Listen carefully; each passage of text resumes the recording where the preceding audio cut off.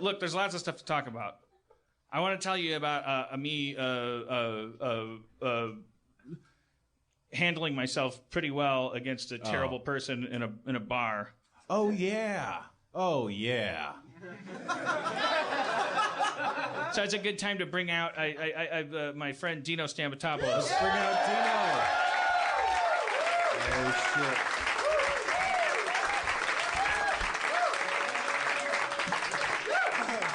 Hi. Yeah. And now that Dino's here, remind me to talk about my new condom idea. It's gonna blow minds. Why? Why me? Cause Because I'm a pervert. You're my angel investor. What's your condom idea, Spencer? Okay, so think about condoms. Now forget everything you ever knew about condoms.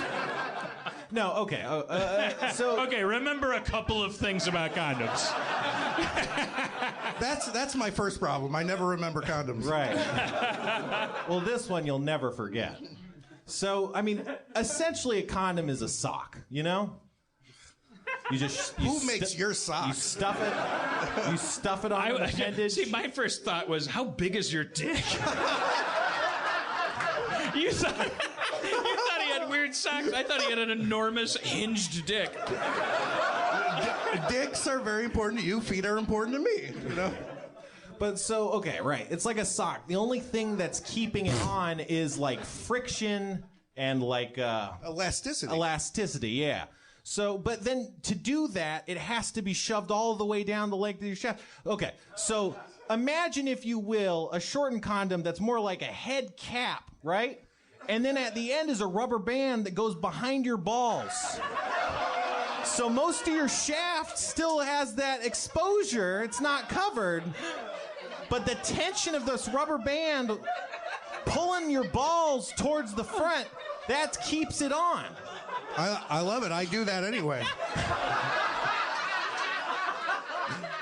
It's fucking nothing like a nice tight set of balls. That's why I wanted you out here. Boing. Yeah, man. It's like a cock ring and I'm a trying to condom. imagine. I think my answer. I'm sure it's different for you, is that depending on the excitement level of the woman and my age, I have a hard enough time getting this little fucker anywhere.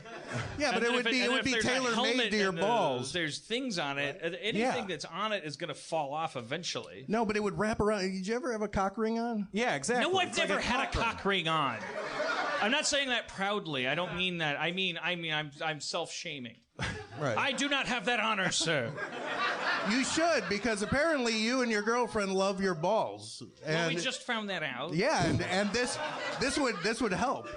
I mean, your balls would be like fucking Dolly Parton balls with the cock ring on. I don't want to. I'm very old. I'm 51. I don't It's like a I don't want to ball put anything portion. on my dick that changes the size of my balls. Oh, why? Because it makes your dick look smaller? Or? No, because the only way that happens in cartoons is when there's buildup. Well, the You're build-up talking is about great. like Tom yeah, and Jerry, yeah. and he puts his foot on his hose, and What it episode gets, is something that? gets Oh. bigger. A hose. I don't want to do anything like Are you kidding that to me? my It doesn't private work. I part. don't This think is it works this like is that. the right neighborhood. You could go like 5 feet in any direction and find some good cock rings. I'm not.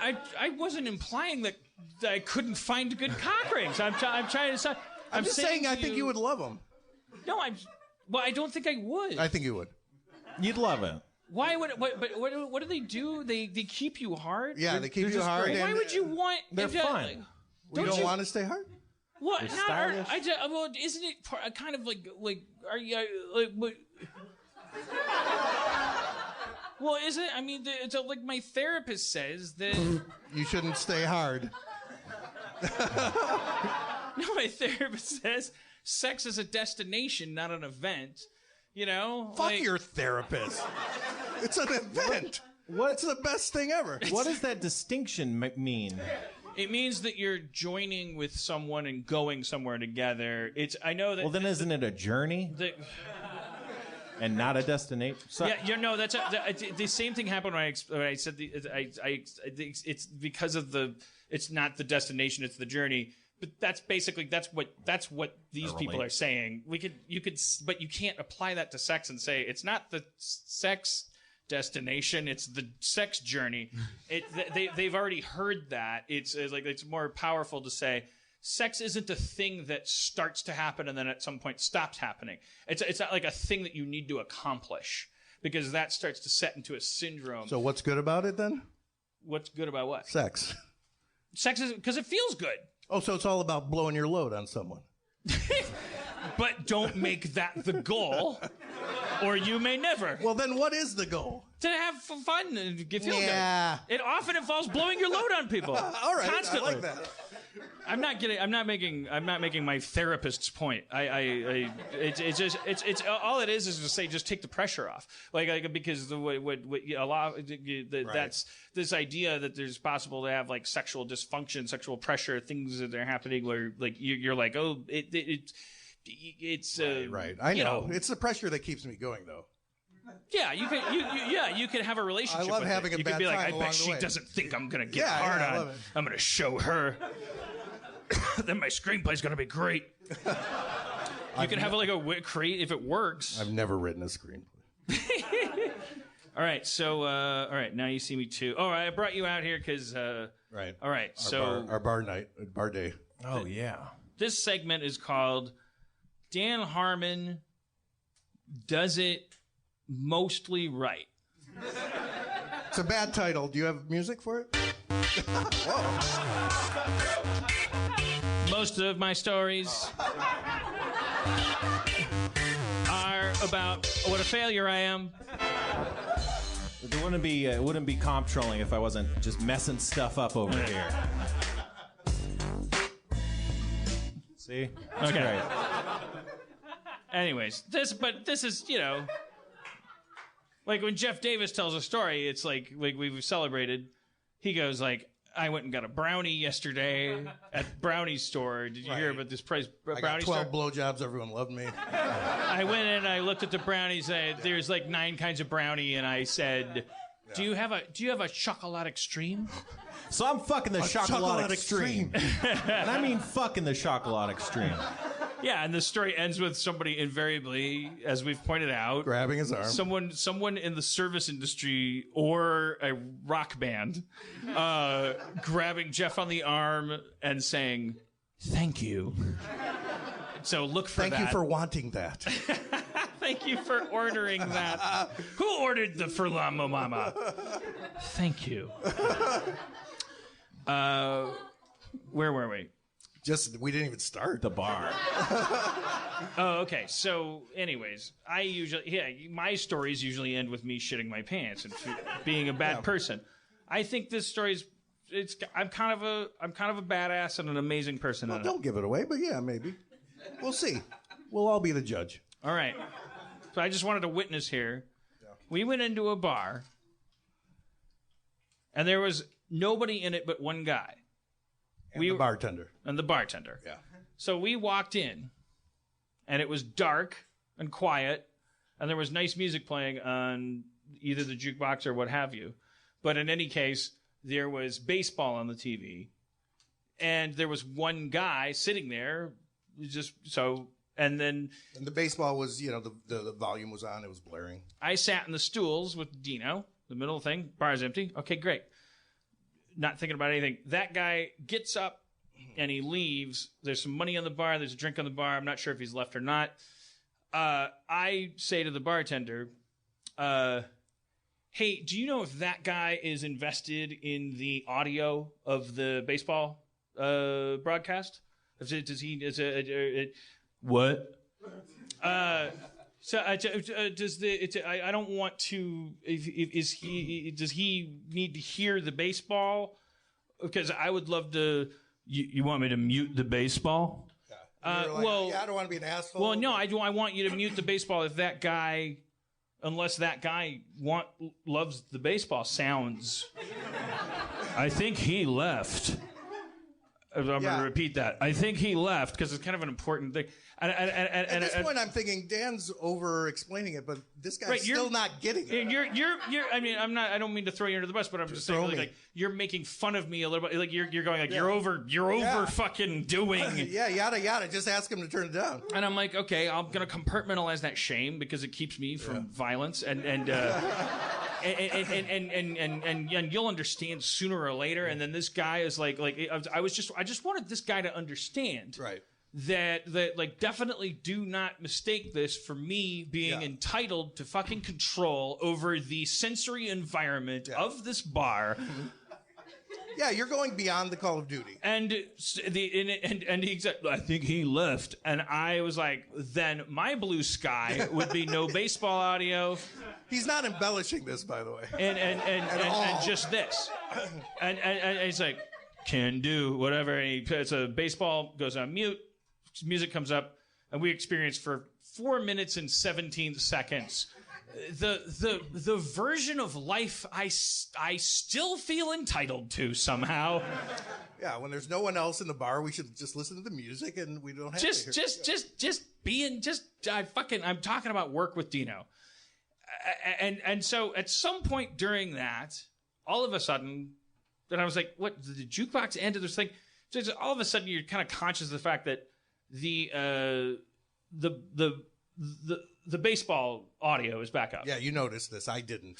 So and I'm like I get peeved at a certain point. The guy never came back. The other guy, he was gone. So it's me, Dino, and the bartender. The bartender is seated 3 feet from the TV at the end of the bar, and he's watching it. Now he's watching it with audio, which has changed since that weird labyrinthine conversation. The headline of which I'd like to define as this motherfucker, Dan Harmon, gives massive shits about the people around him to the point where he doesn't want to make a fucking move until he's got the all clear. But so this guy's like, what? So what is going on? Why is he watching? He knew. And I'm just, so the thing in my head is, I go, geez, this guy, he leaves at this point. He was really ashamed of loving baseball audio. But he's gone. He's gone in the back room at this point. Because right? he goes in the back room for a second. Like, and Dan starts talking to me. And I'm like, this is fascinating to me because this guy, like, he says, I'm asking, I remember that laborious conversation we had? Yeah. I said, don't you think there was like a million chances for him to say, well, I'll tell you what, I work here and I know you think the laws of economy should apply. That's all convenient for you. But the truth is, this is my corner of the world, and I love baseball. And there's the most important game that's ever been played, specifically because the players make strange sounds. Or the sportscaster, Howard Cosell's come out of the grave, and he's like doing this one. I need to hear the fucking sounds. I'd say any of that, and then I would go, well, that's good information. I'm glad we now know we can go to a different bar. Yeah. So I was sitting there resenting. I was going like, well, see that guy, come on. I mean, like, well, we had that whole conversation. And he's like, and then he comes back out. And then I'm hearing him bitch about this, but I haven't noticed that the baseball's up. So I'm like, so he just thinks I'm nuts. Yeah, why are you bringing this up again? So like, I was tuning it out. So, yeah, and then I'm perceiving. I'm like, why isn't okay? All right.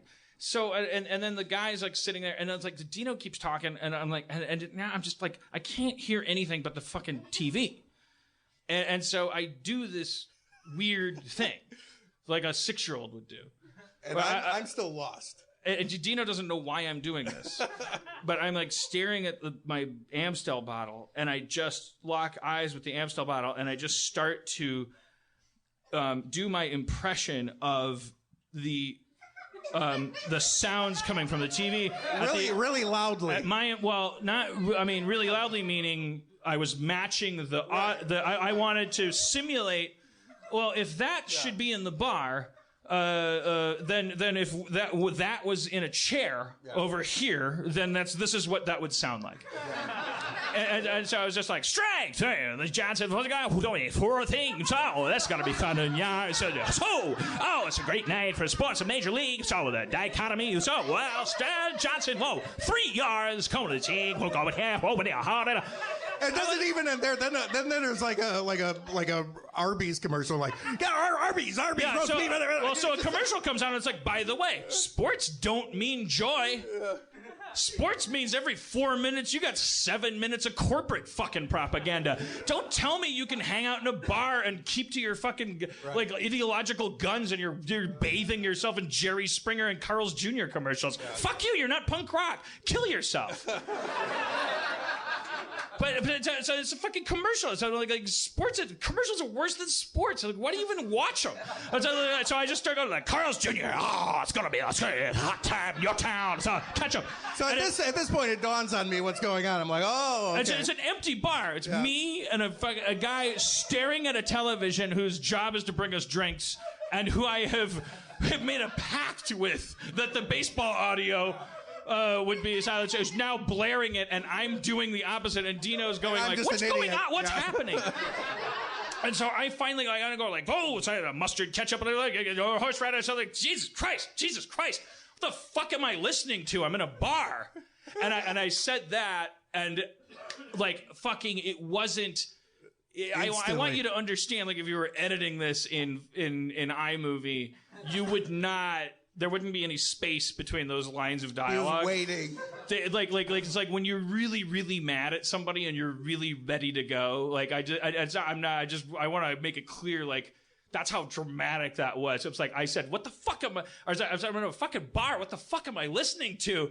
Which was my height of shame, because I was like throwing this little tantrum, doing this thing, and so I was kind of like, that was me pulling a ripcord. Like I wasn't gonna do any more.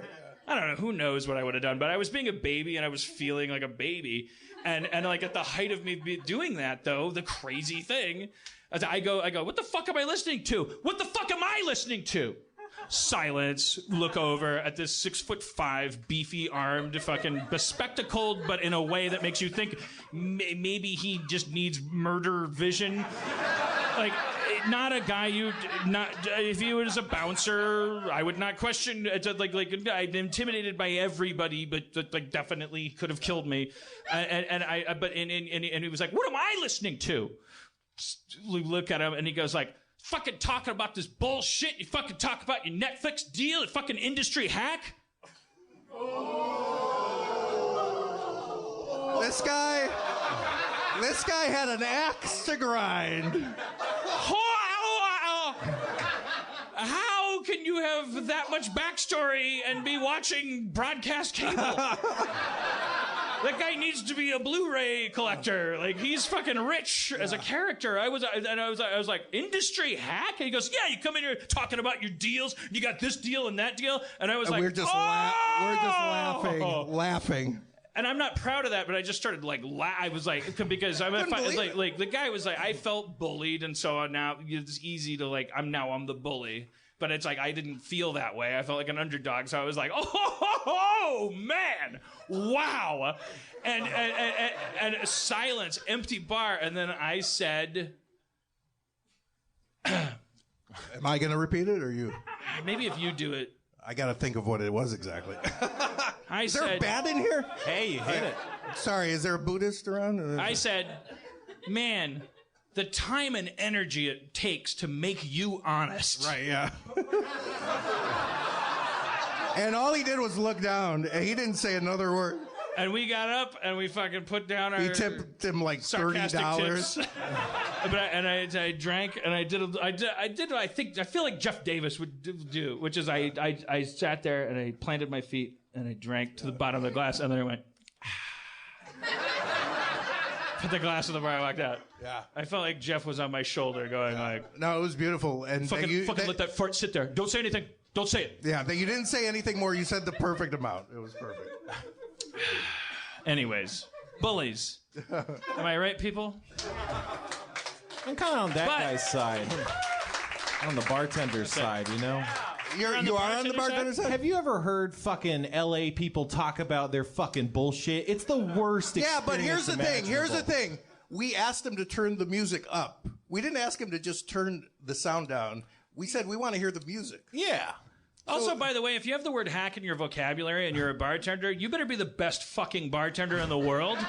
And that includes not judging the fucking racists, sexists, rapists, the occasional industrial hack that comes through your bar. Like, the reason why the bar is sacred is because you're supposed to be not impartial, but you're supposed to keep your fucking lips zipped. And like you're supposed to be an objective, strange, like crooked lighthouse to the broken. You know, like I don't demand that of anybody, but don't demand I don't mention Netflix on my fucking. I'm working on the weekend. Industry hack. Yeah. Fine. I'll be the first person to call myself that if you're cool to me. Fucking guy loves baseball so much. Did we change your mind? No. I mean, but what are you saying, Spencer? Are you saying that you what? I'm saying you should re-examine your life. But are you saying that if you were that bartender that you would have turned on the baseball audio? No, I'm just saying if I were that guy and I turned up the baseball audio and then I heard someone making fun of me, I'd be kind of upset. I wasn't making fun of him. I was. Look, hey, okay. So, yeah, exactly. No, I wanted the guy to go, hey, fuck you. It's kind of weird that when he finally popped, the wine on top of the bottle had nothing to do with me being loud, obnoxious, nerdy, like totally out of line. Weirdly, it had to do with my Netflix deal. Yeah. Because, again, the kinds of douchebags that talk about that stuff are insufferable. He probably has to put up with shit like that from actual douchebags all the time. Oh, my God! The smallest violin for the L.A. bartender! So sick of serving drinks to people in the entertainment industry! My heart fucking bleeds! Give me a drink! I need it to work! I have 70 jobs! That guy would be in Ireland just screaming like, quit talking about coal mining! Fucking faggots! You fucking hack! You fucking pickaxe! Deal with it. You're in L.A. This is what we talk about. I'm gonna be dead at 61 if I'm lucky. Paying that guy's salary with my Sunday. I was working. I don't even want to talk about the industry. I'm working. I usually like Spencer. Hey, man. Well, Spencer, I gotta say, this rant against blue-collar people has really turned me around on your side.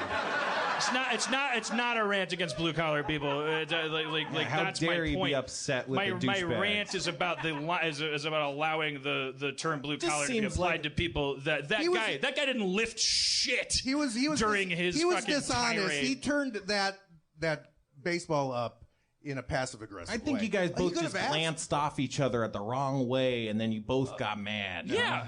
He was I so admit polite. He was like Jesus Christ. I admit that, but I still think I'm the hero of that story.